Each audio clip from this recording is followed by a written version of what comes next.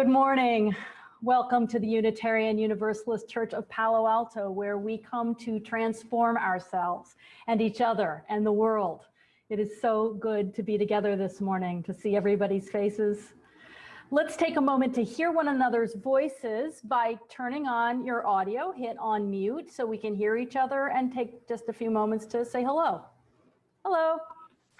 Good morning, everybody. Hello, folks. Everybody. Hi, everybody. Hello, Arnold here. Hello, everybody. Good morning from Becky and Greg Williams. Hey. Hi, everyone. Good to see you, Greg. Good morning, Thank you. good morning. Good to see you, Ed. Yes, likewise. Okay, let's turn our volume back off, our mute back on. It could be better with the overhead. There we go. We'll have our sound back on at the end to hear each other at the benediction and breakout rooms time. You can see the order of service by following the link in the chat. And just want to call your attention to today's being the last day to drop off water for next week's water communion.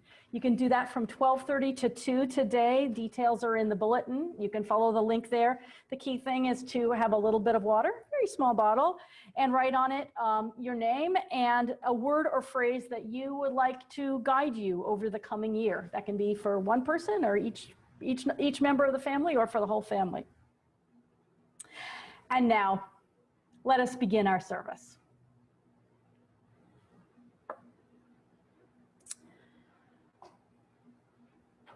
Fire. It gives light and warmth. It invites us to gather round, safe companions, cozy together and comforting one another. And it brings destruction and death. It comes streaking from the sky and it finds all the food and fuel that it needs from land that we have deprived of rain for too long. When it grows huge, it drives animals from their homes and threatens even the mighty fire-born redwoods. It fills the air with smoke and chokes our hearts with loss. Today, as we light our flame, we are grateful for the chalice, the circle that holds the flame, that channels it into a form that gives us power but does not overpower us. May we be that circle for each other and the world. May we be vessels of peaceful power, channeling our strength into goodness and love. With our centering words each week, we draw on one of the sources of our living tradition. Today's words come from the Nigerian writer Ben Okri.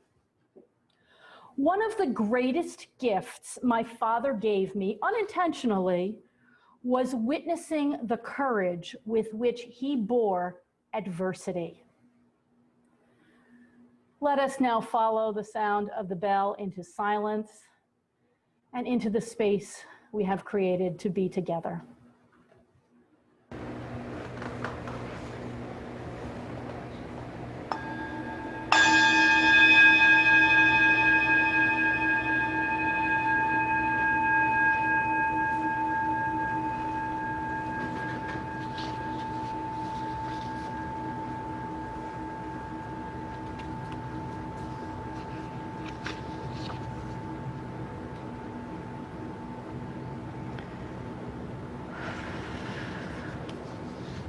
Let's join in now as Bruce and several members of the adult choir lead us in singing "For All That Is Our Life." The words are in your order of service.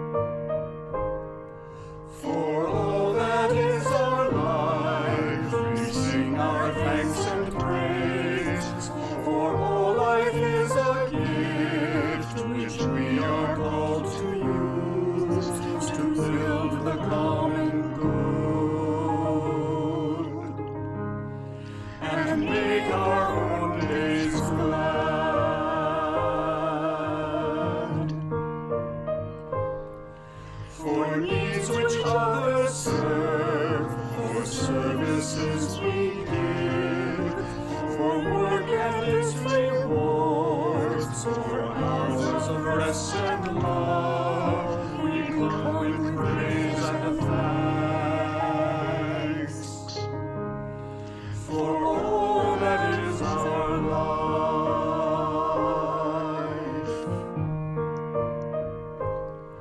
For sorrow we must bear, for failures, pain, and loss, for each new thing we learn, for fearful hours that pass, we come with praise and thanks for all that is our life.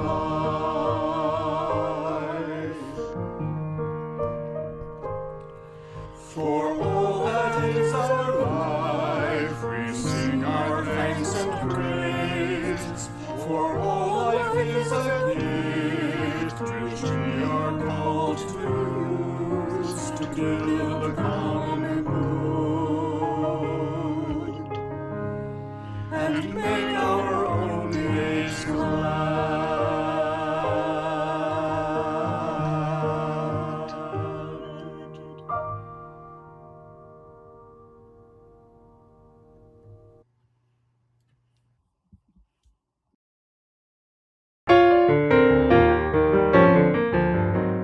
Sharpie, remember, you promised me you'd show me another spiritual practice to help me be calm. I'm going to show you one right now. But Sharpie, we're just about to eat breakfast. This is a spiritual practice that you do at meal times. That sounds cool. Let's do it. First, let me set the table.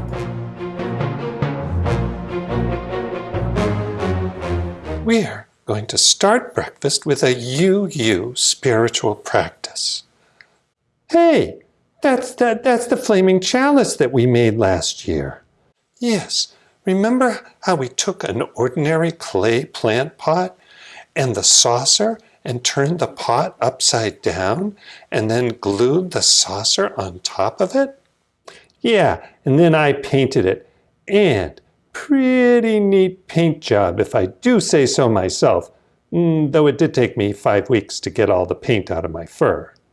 Elephant, Mr. Bear, time for breakfast. Next, I'll light the flaming chalice, and we'll go around the table and each say something that we're thankful for. I'll start. I just heard from Ms. Bear, and I'm thankful that she's now heading home after visiting her mother. I'm thankful that we have apples on our apple tree. I love apples. I'm thankful for the new book I got. New Black Gods with essays about the legacy of Arthur Huff Fawcett's studies of African American new religious movements in the middle 20th century. I'm thankful that you three are my friends and housemates. Now let's eat! Sharpie, this is my favorite spiritual practice yet. We should do this at every meal. Elephant and I will go do the dishes. Sharpie, I think what I like best are spiritual practices you can do with other people.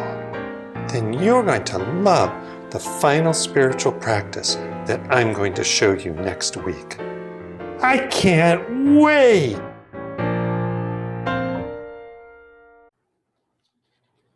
Here's a spiritual practice that we do together. We share the joys and sorrows of our lives.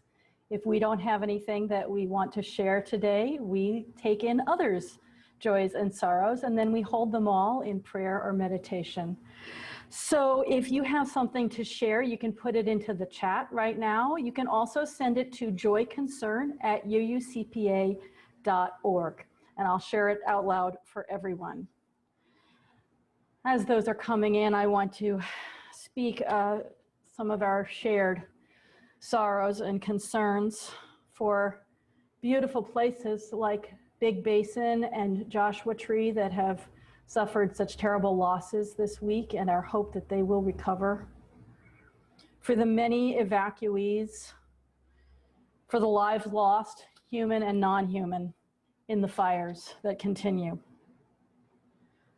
So let us take this time. There's so much to hold, and so much, as always, that's unspoken. So join me in a little quiet time. This may be a meditation for you. It may be a time for you to lift up prayers in the names of all whom you've heard about and heard from today, that we may wish each other well and strengthen the connection among us and between us and all that is our source of strength and comfort.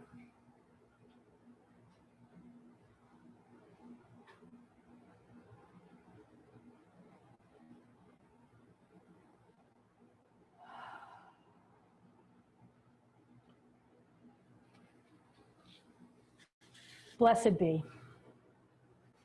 Let's now sing together.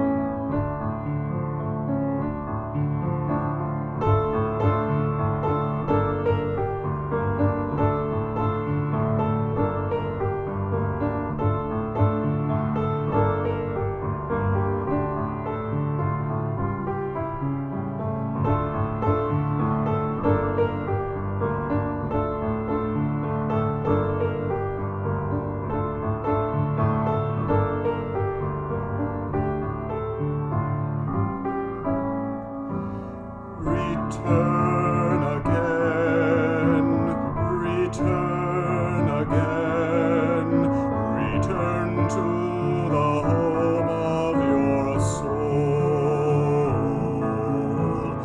Return again, return again, return to the home of your soul.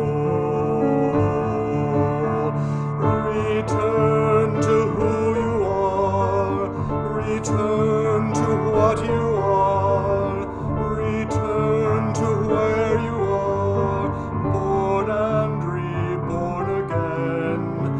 Return to who you are, return to what you are, return to where you are, born and reborn again. Return again, return again, return to the home of your soul. Return again, return again, return to the home of your soul.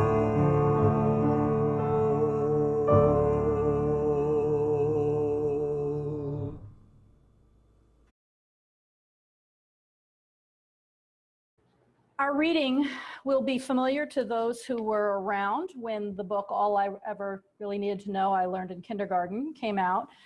You might not know that the author, Robert Fulghum, is a Unitarian Universalist minister.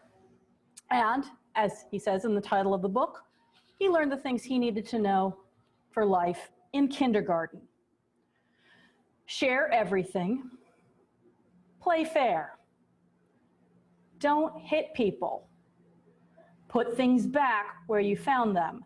Clean up your own mess.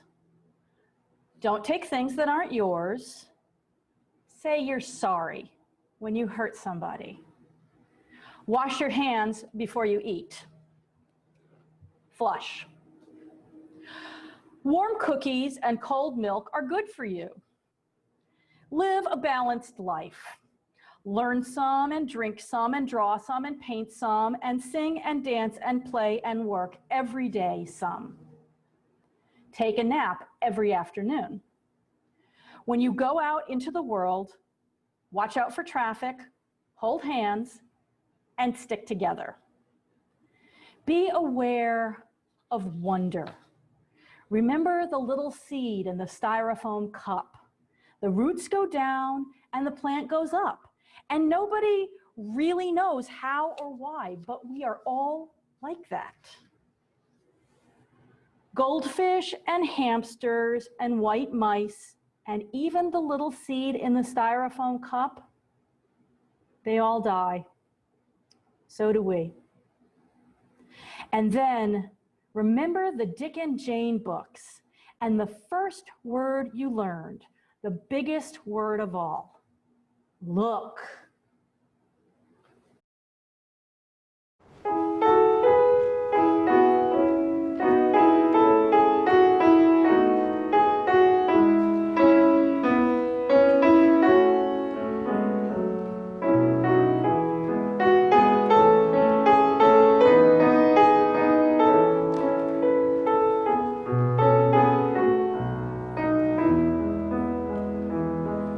We cleared off the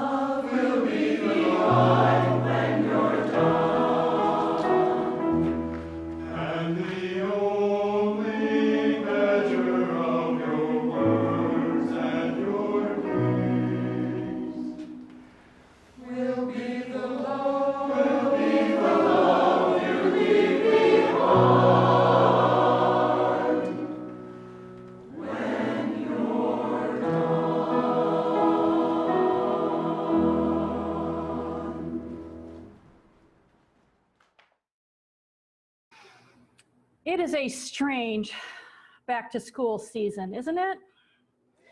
With those of us here who are students learning from our kitchen tables and bedroom desks, or maybe sprawled out on our bed.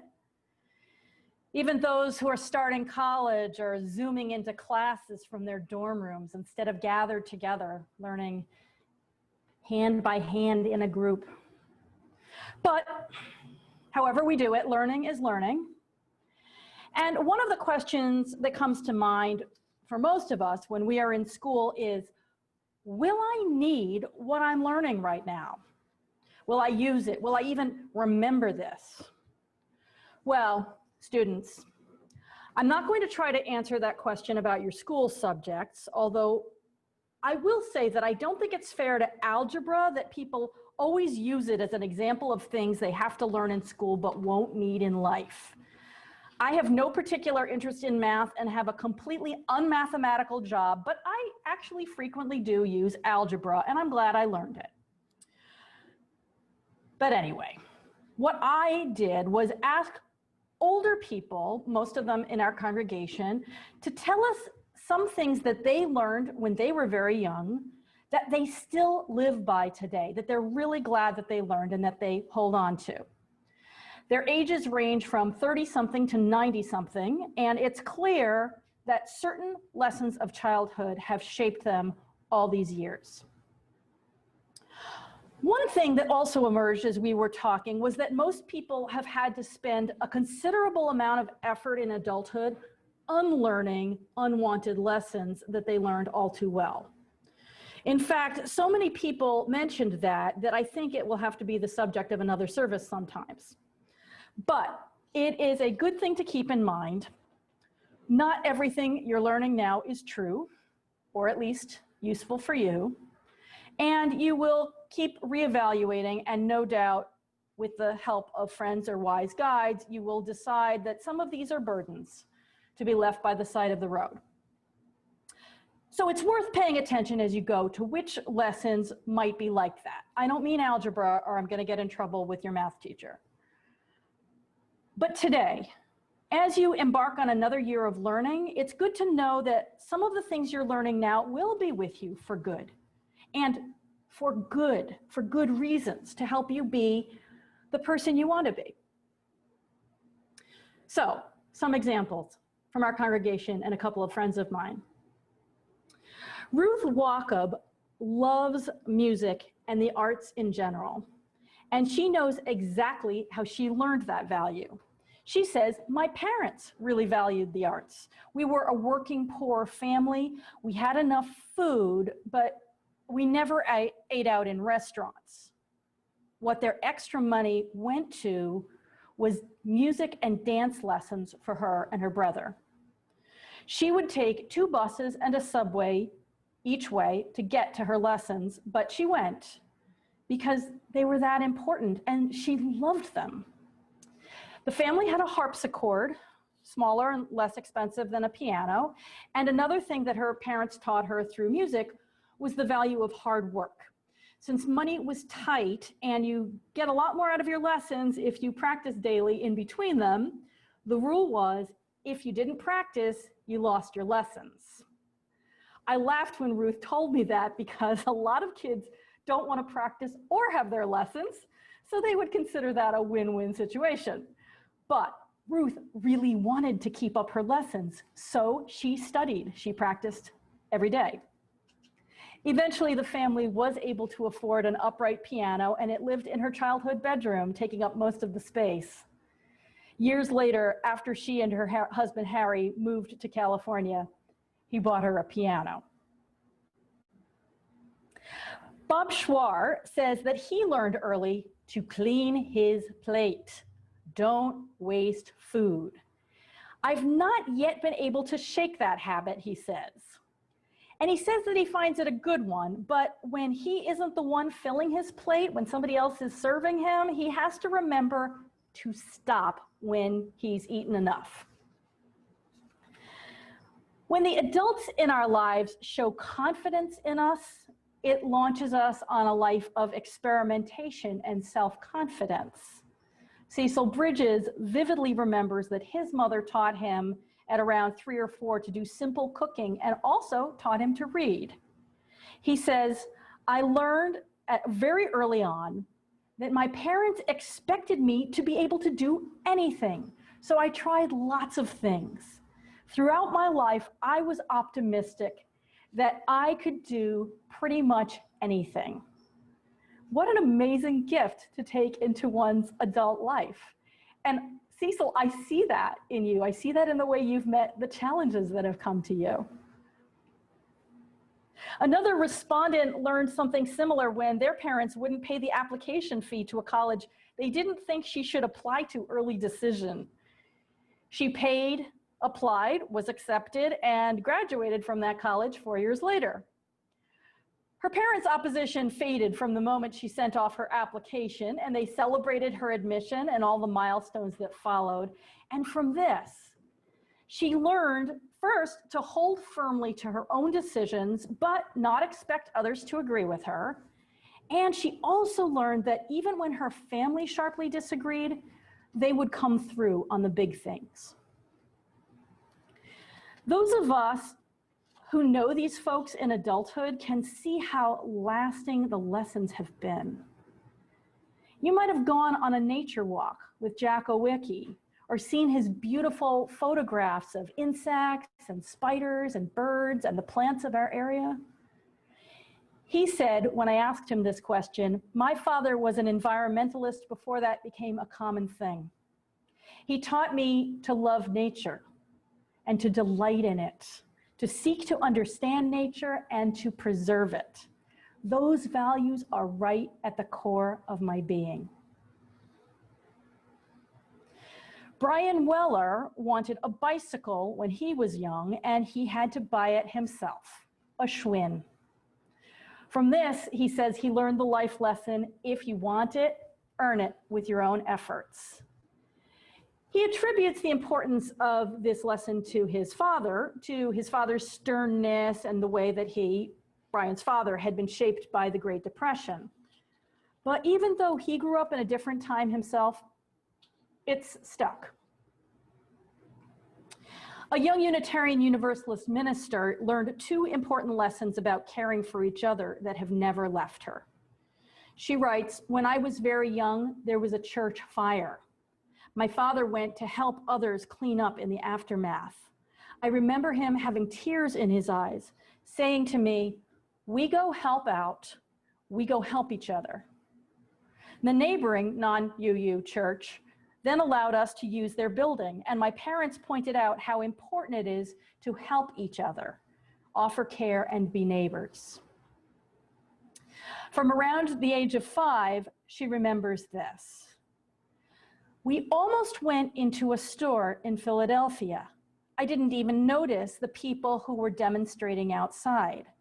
I said, aren't we going to go inside? And my parents said, Dara, do you see all these people walking in the front of the building? That's called a picket line. All the workers there want to be treated better and want things to be more fair. We can't go into that store. Don't ever cross a picket line. Listen to the workers.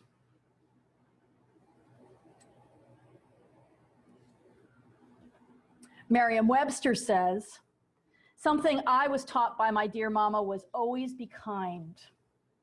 I have lived by that ever since, though it was difficult for me as an often bullied child to put it into practice. Today, kindness is the one precept out of many I have learned over a lifetime that most informs my daily life. Kindness is the one thing to which I am always attracted and value over all else. Looks, money, property, or position matter little to me. What does matter is the kindness you show to others and how receptive to kindness you are. I know from seeing Miriam in action that that lesson also stuck. I don't know whether her mama said it or just showed it. Because there are cases like Dara's at the store that was behind the picket line, where someone explicitly stated their values and said, do this or don't do that. But It seems from the stories that people shared that many of their most important lessons, the ones that have stayed with them, that have shaped them, were learned implicitly without anybody saying exactly what the lesson was. The people around them, their parents or other people, conveyed certain values by affirming them when they observe them in these then young children, and they lived them themselves. Jim Henson, who created the Muppets, observed, "Kids don't remember what you try to teach them. They remember what you are." Harry Wacob's parents never said, "Always be respectful," in so many words, but they were respectful of people, and so they taught him by their example to be the same. Susan Awicki's parents never said that, in her words, shared humor and silliness are a wonderful way to express and enhance love, but they conveyed it by the way they raised their family. She says, "At this point, I don't remember the content of the humor. I do remember there was one summer when we were on vacation and my older brother would say, 'She shot him because she loved him,' and 'Oh, Ramona.' I think these were quotes, but I don't remember their source or what they applied to. I just know we all laughed happily when he said them. And our mother loved humorous poetry and would quote it often." She went on to marry somebody who held similar values, and so she says that's been a big part of her and Jack's family. As our daughter Eleanor said, Susan says, "We amuse ourselves immensely." An example of that is the "No Silly" sign in our hall. It has the word "silly" in a red circle with a red diagonal. Like Brian, who had to work for that first bicycle, Ruth Wacob learned the value of hard work, but in her case, it was one of those implicit lessons. She learned it from her music lessons, of course, but also she absorbed it less by her parents telling it to her and more by observing them. When her dad was young, he wanted to become an engineer, and he went to a college engineering program, but while he was there, his father died. So he quit college and became a printer to support his mother and sister. And that became his career. He spent his whole life as a printer. He never could go back to engineering school. It was a sad story, but it also conveyed an important lesson. You do the work that's required. This, plus her music discipline, has stood Ruth in good stead. For example, for many years, Ruth was a preschool teacher. Well, we know that that takes a lot of work and talent. Then she undertook a big change. She taught college. This also required a different kind of preparation for teaching, a kind of planning that she found daunting, even overwhelming, having to prepare the syllabus for a whole semester. But she said, "I know how to work hard." She had learned from seeing her parents' lives and from her own experience that hard work is hard, but it's not something that's beyond her. She had done it before. And Ruth's husband, Harry, learned that lesson too. His family was also working poor. His parents were young when the United States joined World War II, and his mom quit 8th grade to become one of the Rosie the Riveters, one of the many women who worked factory jobs that had formerly been done only by men. His father was a coal miner until the war, and when he came back home, he pursued any trade that was available: railroad worker, small appliance repairman, builder, steel worker. So when Harry and his brother were in school and his dad, along with the other steel workers, went on strike, they had to turn their family's small plot of land into a little farm and work the land just to make ends meet. Now, my own middle-class upbringing makes me want to say, but you were in school. All your attention should be going to your classes. Harry's parents valued education, but they also taught him to work hard, do what needed to be done for the family, and do the best he could at whatever he did. And at the time, what he was working hard at was helping to support the family in a hard time. He took that lesson in some different directions than his parents had. He was the first to go to college, and he went on to get a PhD. It wasn't his parents' world, but they were proud of him. Sometimes the implicit lesson doesn't come from our parents or our family or anyone we know, but from the community as a whole, even from the whole country. My colleague, Lika Lewis-Cornwell, and I were talking about what news story was the first one that we could remember. She said, the rescue of baby Jessica, that was in 1987, that isn't the first news story I remember, but it's the one most firmly planted in my brain. And the reason that it stayed firmly planted was because of its connection to the other values she was learning. The story was Jessica McClure was a toddler. She was just 18 months old when she fell down a well, and it was so difficult to rescue her that it took 2.5 days. The media gathered around her home in Texas where this happened, and people all over the country were anxiously watching television, listening to the radio for updates, hoping and praying that she would emerge safely, which she did. Lika said, the thing I was taught and which I still live by and deeply value is that we are all connected, even if we never meet.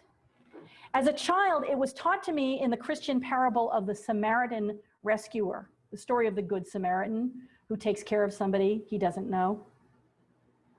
To this day, I remember sitting around the TV watching the desperate effort to save a child we had and have never met, watching with as much hope and terror as if she were our own neighbor. Because, as that parable taught and teaches still, she was.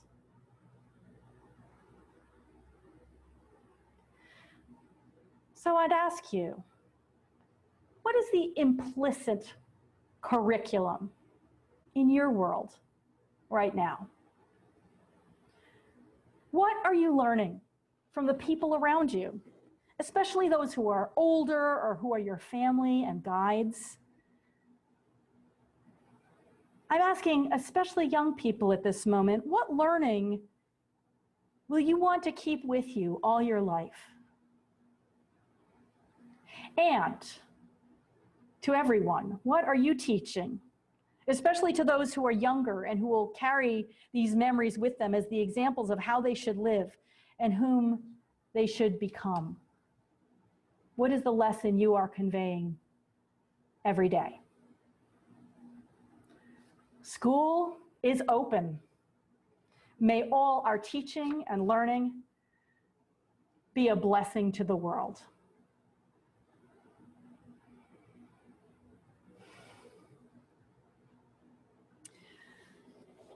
Gratitude and generosity are spiritual practices. Generosity helps us to be grateful for all that is our lives, and gratitude helps us to be generous, sharing whatever we have with others. We practice these whenever we gather together as a congregation, by listening to each other with compassion, by singing our praise and thanks, and by giving. So to give to your community in a practice of generosity, please follow the QR code or link or text information that's in your order of service. If you are visiting us for the first time, please, you're our guest. So you may join in this spiritual practice if you wish, or simply enjoy the music that Larry has given us. Just lovely. Thank you for your donations.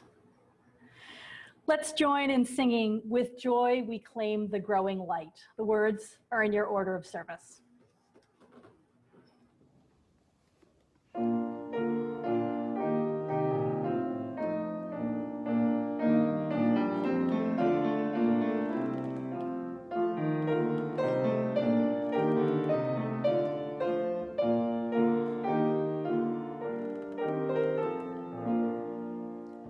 With joy we claim the growing light, advancing thought and